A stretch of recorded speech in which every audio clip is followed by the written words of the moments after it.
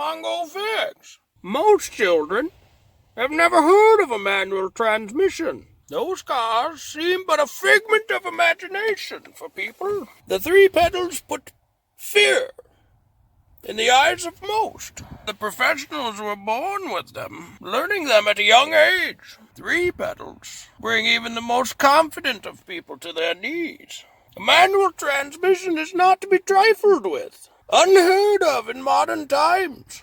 Many of you will never know its glory or its pains. The car becomes that but an extension of the driver, forever forced to do his bidding, or her bidding. Never for the average person.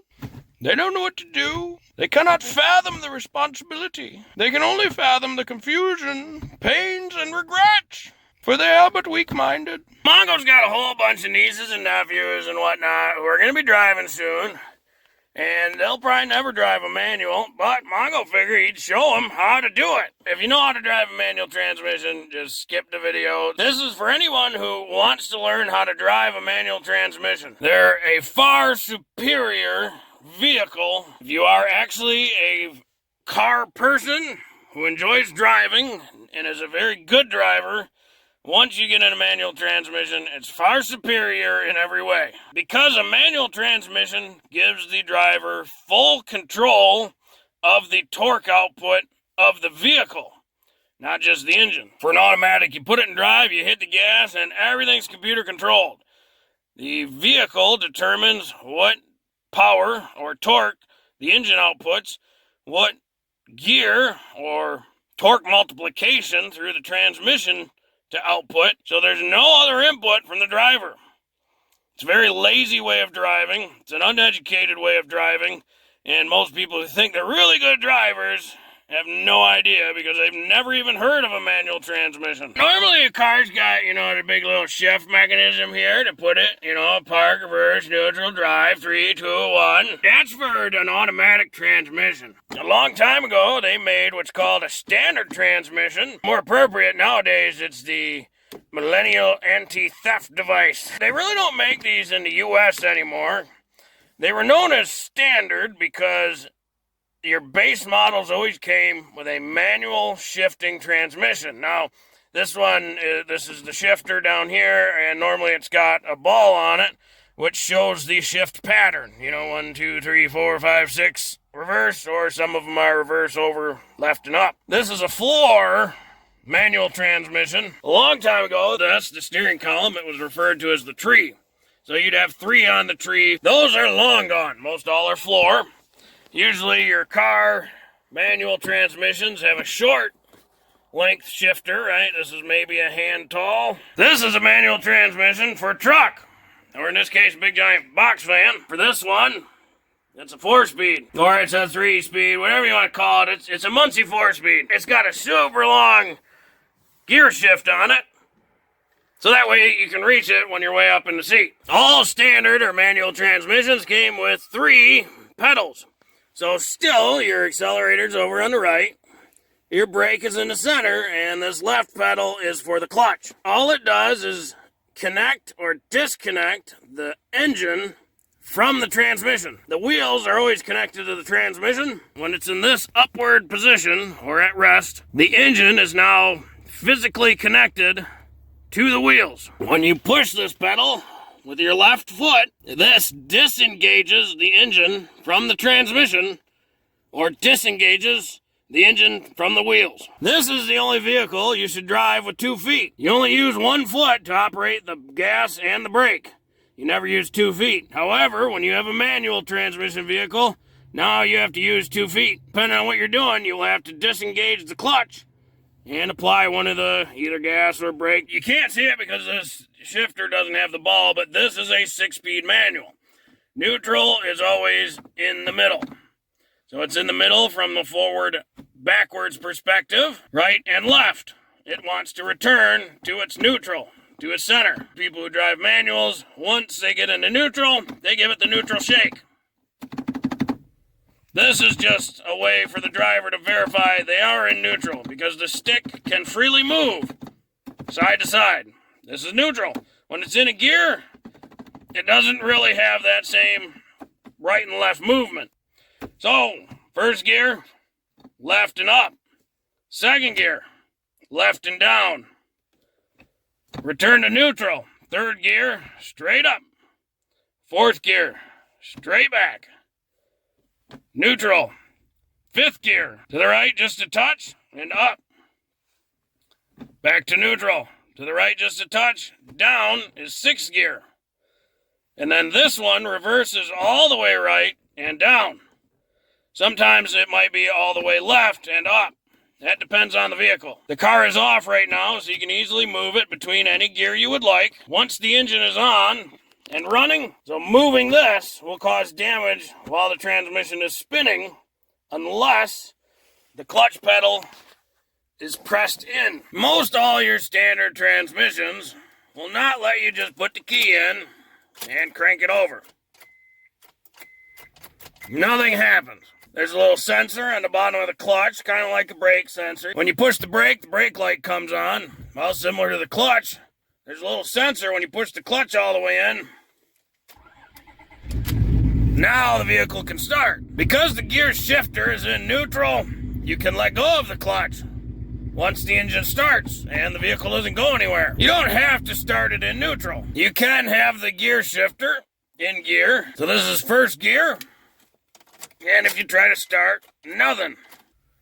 Push the clutch in, and then you can start. The gear shifter's in first gear.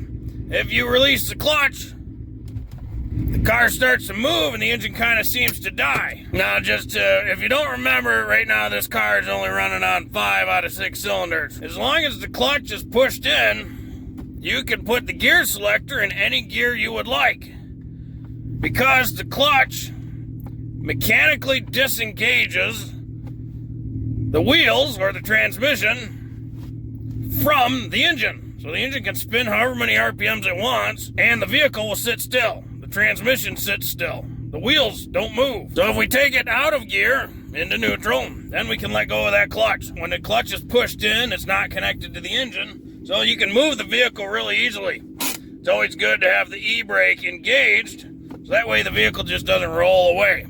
Because a manual transmission vehicle, that's a potential whenever the clutch is pushed in. Every car with a manual is slightly different. Depends on the weight of the vehicle and the power the engine puts out. So therefore, each of them drive slightly different. And this is where people talk about, your right foot, gas pedal. Your left foot is clutch only. This is where they talk about there's a timing and a smoothness to be obtained between the gas pedal accelerating and the clutch engaging or releasing the clutch, so coming out. And this is determined based on the first drive of the vehicle, on how fast that clutch has got to come out. Some vehicles don't need any throttle acceleration at all because the engine's powerful enough to move the vehicle without any throttle. A lot of your 4-cylinder cars, they might need a little bit of throttle to keep the torque up on the engine, so that way as you release this clutch, it doesn't stall the engine out. Like that. If you just drop the clutch, that immediately moves all the torque from the engine, which is just idling away, usually less than 1,000 RPMs. All of that force gets immediately put into the transmission to move the car, but the engine is not creating enough torque to do that. Therefore, it can't overcome the weight transfer of the vehicle, so the engine stalls. It's not a big deal. Push the clutch in, start her back up. As a first timer, it'll take time to learn the transition between releasing the clutch and hearing that engine stall. Most of the times there has to be a little acceleration while you release the clutch to get that smoothness so the vehicle will move and accelerate without stalling the engine.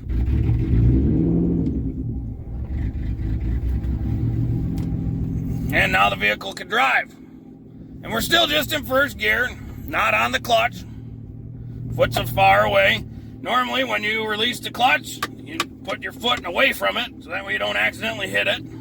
Because as soon as you hit the clutch, the vehicle's movement will stop. When you're ready for the next gear, You push the clutch in, shift gears. As a first-time driver of a manual or standard transmission, you're going to stall the car a lot, especially on hills, because it takes a while to learn that gas, clutch release, smoothness, and motion. There are lots of different things you can do. Sometimes you can use the e-brake to hold the car on the hill, and then as you release and go, you release the clutch, give some gas, and release the brake at the same time. So that way you can get up the hill without rolling back into the car behind you, but it really depends. It takes a lot of practice to learn that smooth transition, gas to clutch. Once you get it moving, real simple as far as when your RPMs get to a certain point, and you can watch the RPMs on the gauge, they'll start climbing, and you'll feel like the car won't go anywhere. Well, push the clutch in, go to the next gear. Release the clutch. Once you're moving and you go to the next gear, you don't have to do that smooth transition. That's just to get the car going. It's usually a good idea to just nice, easy release of the clutch. You don't have to drop it. Just a nice, easy, get the next gear. And then, depending on your speed and the engine RPM, push the clutch in, select the next gear, easy release, and you drive like normal. The big benefit is if you wanted a cruising speed, say you're doing 40 miles an hour in town, and you want a cruising speed to get good fuel economy, you don't have to be in third gear. You can pop her all the way over to sixth gear, and she'll just sit there, putzing around, probably at 600 RPM. So you can really dictate what your fuel economy and power output from the engine to the wheels is. As you're going along, you could just skip, go right over to fifth gear,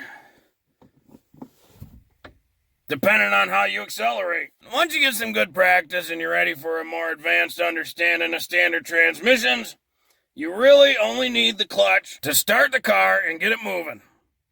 Once you get that, really you can do everything else without the clutch, if you're really good. It's all about matching engine RPMs with wheel RPMs. And you can do that with the accelerator pedal. Because of the gear ratios in the transmission, once you get an idea on where your RPMs are at, you can match the RPMs of the engine to the vehicle's speed, and this shifter will line up to where as you pull it back into neutral, the synchros inside the transmission will align at a certain RPM, and it will slide right into the next gear. Same going to the next. As you accelerate, you'll get to a point where the wheel speed and the engine speed will synchronize, so that way you can pull it out of second into neutral, put a little pressure on third, and once that RPM synchronizes, it will pop right into third.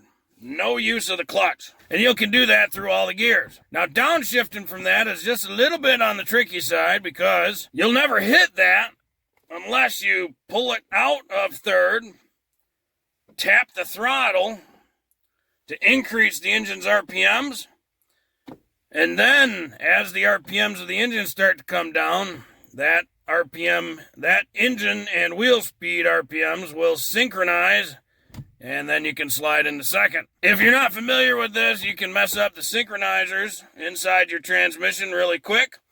So don't just start going at it. It's going to take a bit, and you're going to have to learn on your own as far as where that is for each car.